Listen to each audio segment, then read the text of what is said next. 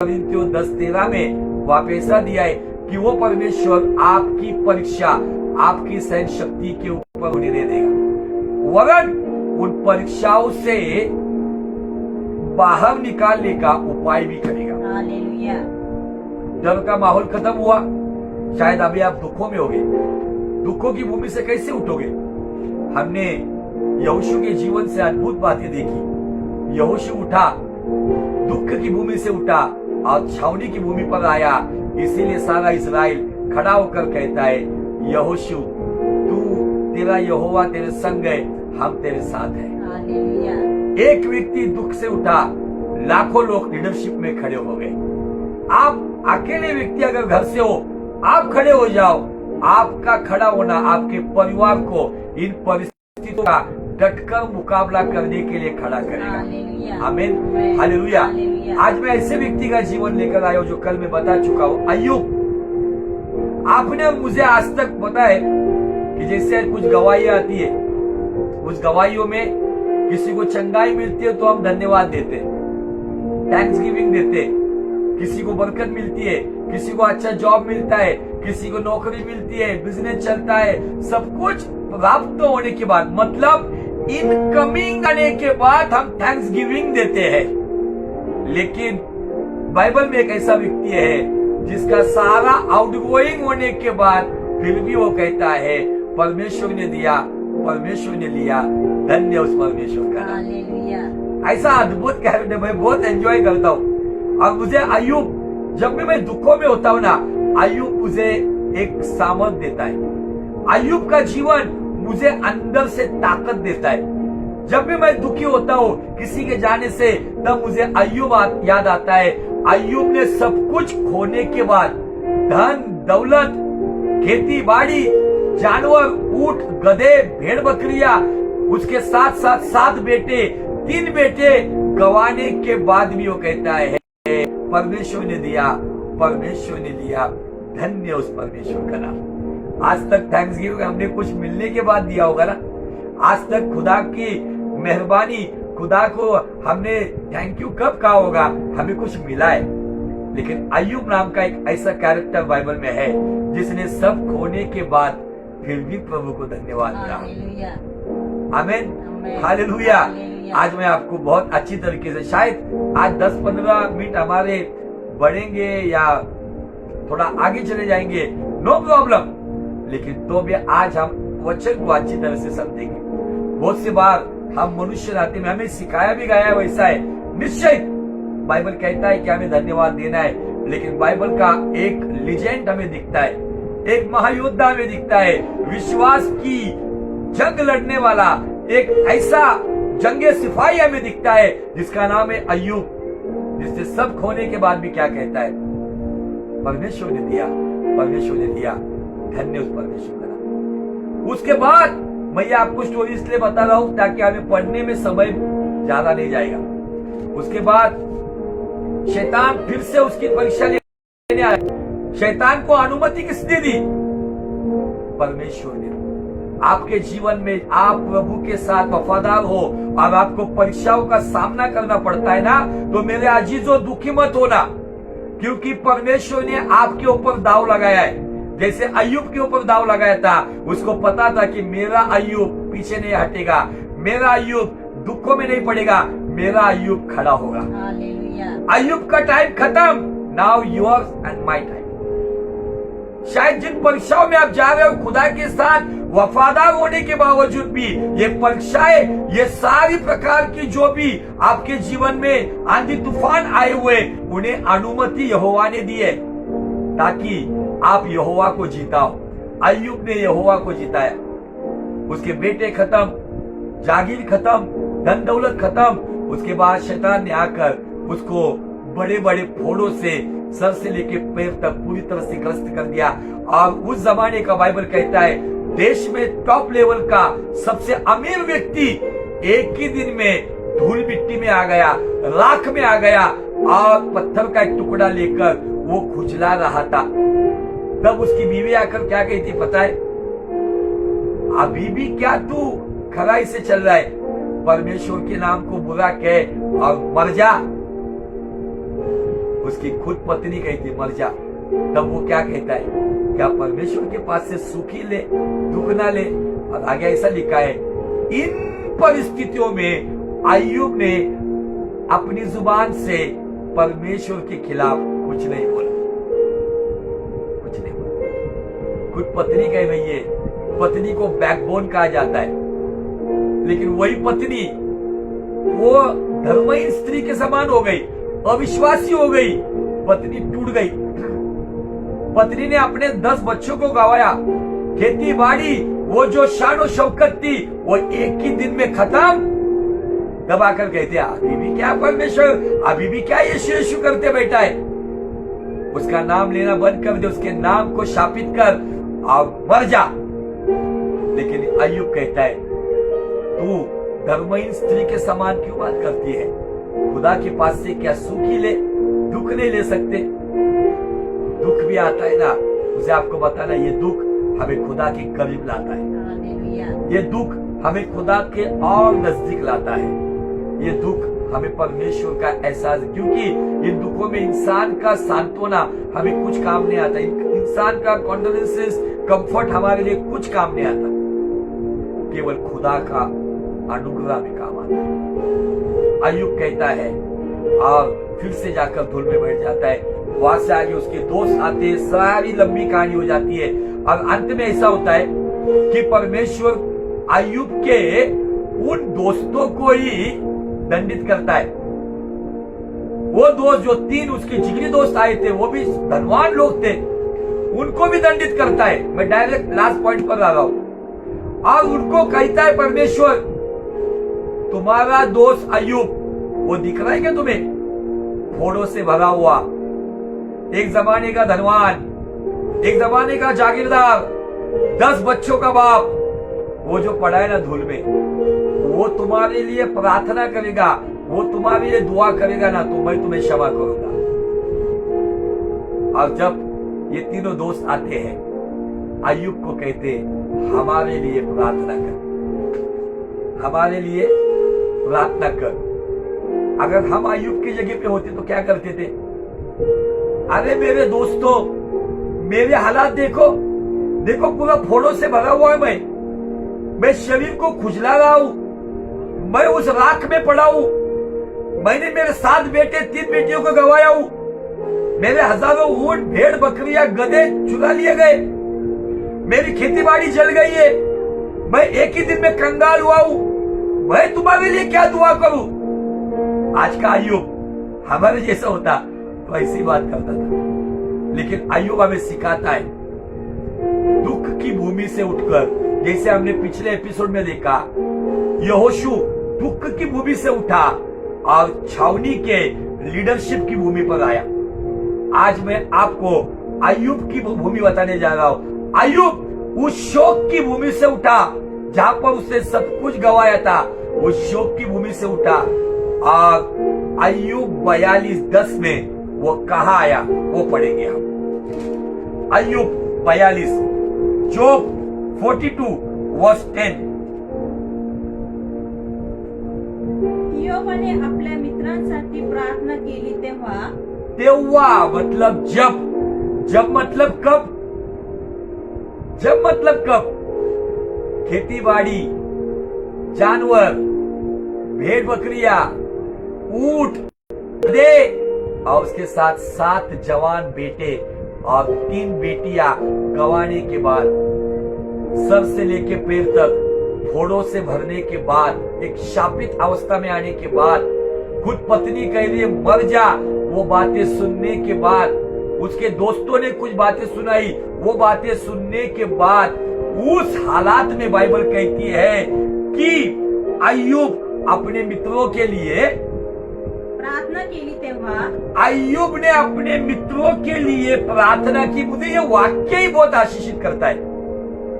कुछ लोग कहते हैं अरे तेरे पास क्या है रे, तू क्या दूसरे के लिए दुआ करता है?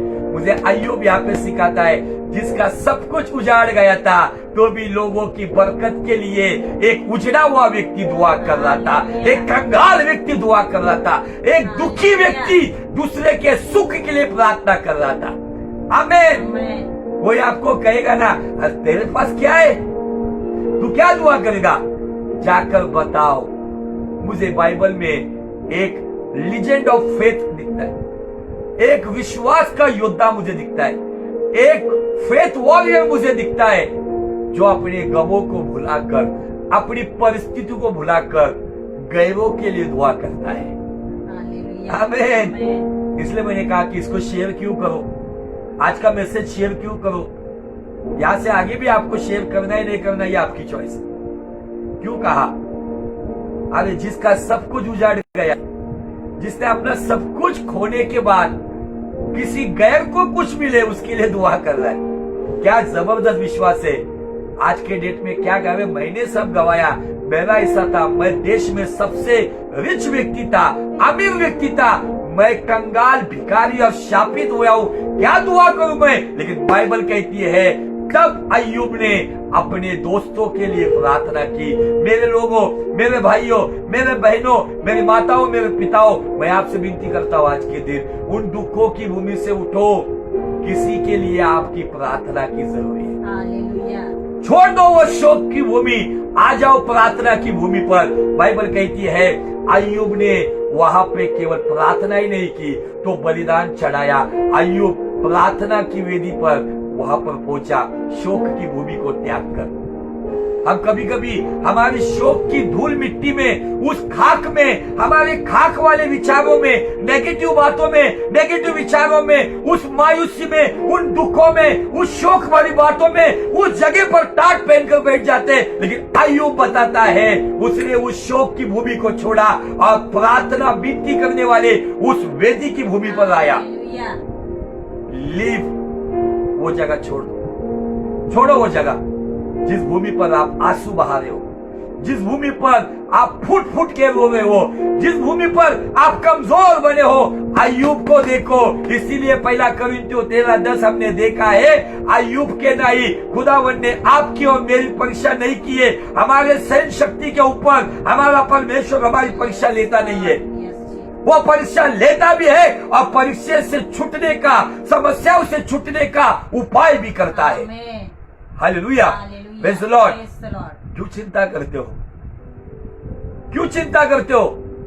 परिस्थिति बदलने वाला, अय्यूब को जीवन देने वाला, अय्यूब को दुखों से उभारने वाला यीशु मसीह इब्रानी 13:8 के अनुसार कल, आज और युगानुयुग एक समान है। मेरे लोगों, मैं आज के मैसेज के द्वारा आपको प्रोत्साहित करना चाहता हूं, मैं आपको उत्तेजित करना, आपको आपकी परिस्थितियों को वचन के द्वारा खुदावन बदले, ये मेरी दिलो तमन्ना है।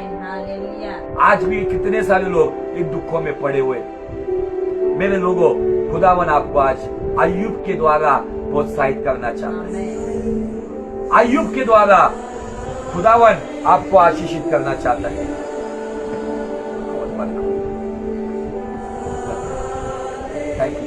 अय्यूब के नहीं, खुदावन आपको आशीषित करना चाहता है। खुदावन आपको ऊंचा उठाना चाहता है, आपके जीवन को बढ़ाना चाहता है।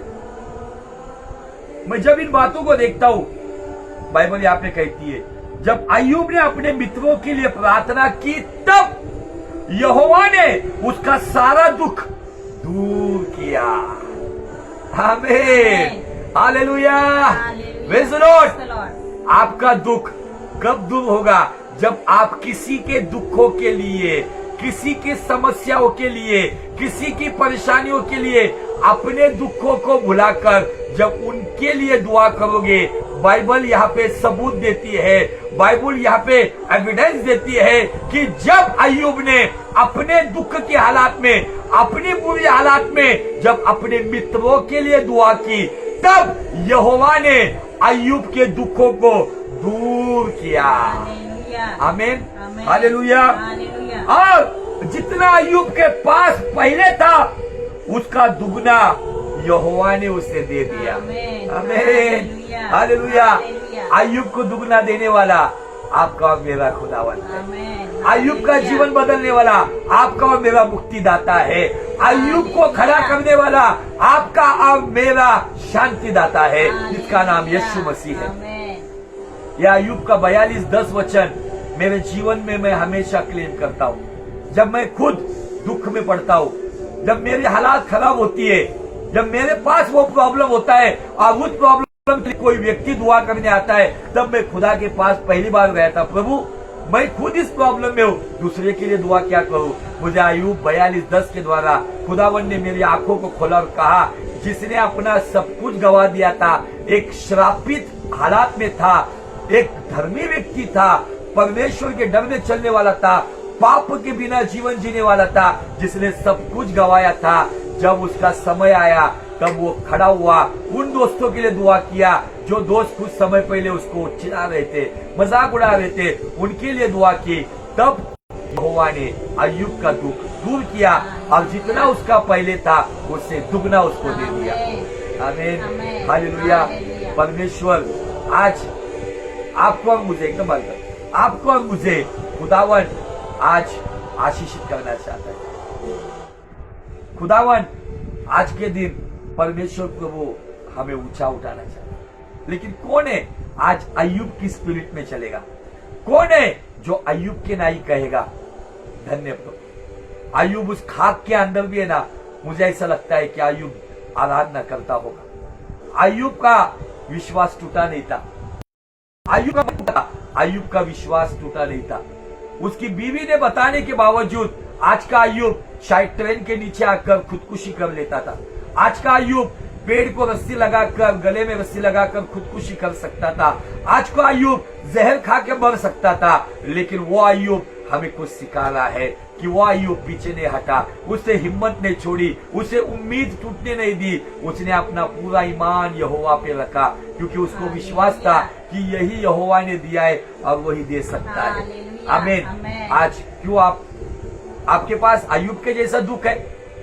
हाँ, आपने आपका पूरा परिवार खोया है, 7 बच्चे, 7 लड़के, 3 लड़कियां चली गई, हजारों भेड़े चली गई, ऊंट चले गए, गधे चले गए, खेती बाड़ी जल गई। उसके साथ साथ खुद रास्ते पर आकर जो एक जमाने में महल में रहने वाला, आलीशान घर में रहने वाला, धूल मिट्टी सर में डालकर, नंगा अपना चोला फाड़ कर, अपना सर मुंडाकर वो धूल मिट्टी में आके बैठा हुआ था। वो अय्यूब भले शोक किया, लेकिन वहां पर वो खुदा के ऊपर कोई भी नाराजगी नहीं जता रहा था। बाइबल अय्यूब के धीरज के बारे में याकूब के पत्री में हमें कहता है, तुमने अय्यूब के धीरज के बारे में तो सुना होगा। मेरे अजीजों, धीरज मत खोना, इन परिस्थितियों में हियाव ना छोड़ना, उठो उस दुखों की भूमि से। जब यादें सताए तो अपनी परिस्थितियों को नहीं, अपने प्रभु में सोए हुए लोगों को नहीं, मरे हुए लोगों को नहीं, तो यीशु को याद करो, अपना जीवन उसको दो और कहो, प्रभु मैं अगर इस पृथ्वी पर अगर केवल और केवल इसी जीवन को देखकर जीवन जीता हूं तो बाइबल मुझे लाचार कहता है, बाइबल मुझे अभागा कहता है। लेकिन हमारे पास पुनरुत्थान की आशा है। मेरे पिता या मेरी माता या कोई व्यक्ति अगर प्रभु में सोया है तो पुनरुत्थान जब होगा, जब बादलों पर यीशु आएगा, तब वो मुझे मिलेंगे। तो दुख क्यों करना है? क्यों दुख करना है? क्यों आज परेशान होते हो? छोड़ो अय्यूब के नाई, उठो, अय्यूब को देखो। एक रोल मॉडल है हमारे पास।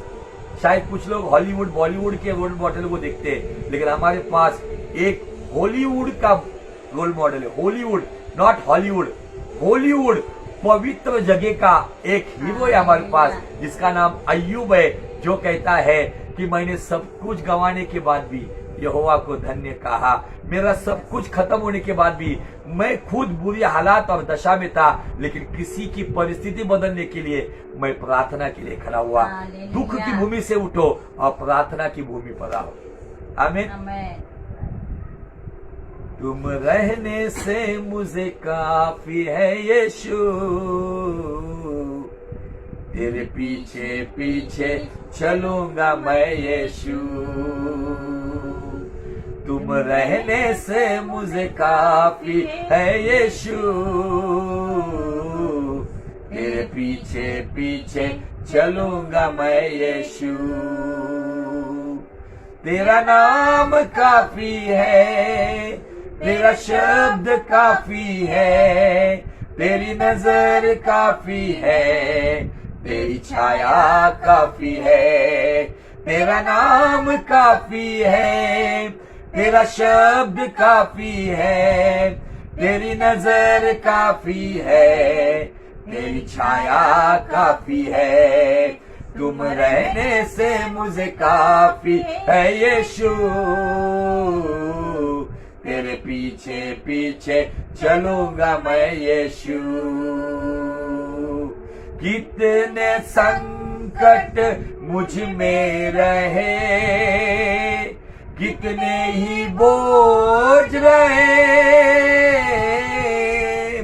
कितने कष्टों में डूब गया, हार मैं ना मानूंगा। कितने संकट मुझ में रहे, कितने ही बोझ रहे, कितने कष्टों में डूब गया, हार मैं ना मानूंगा।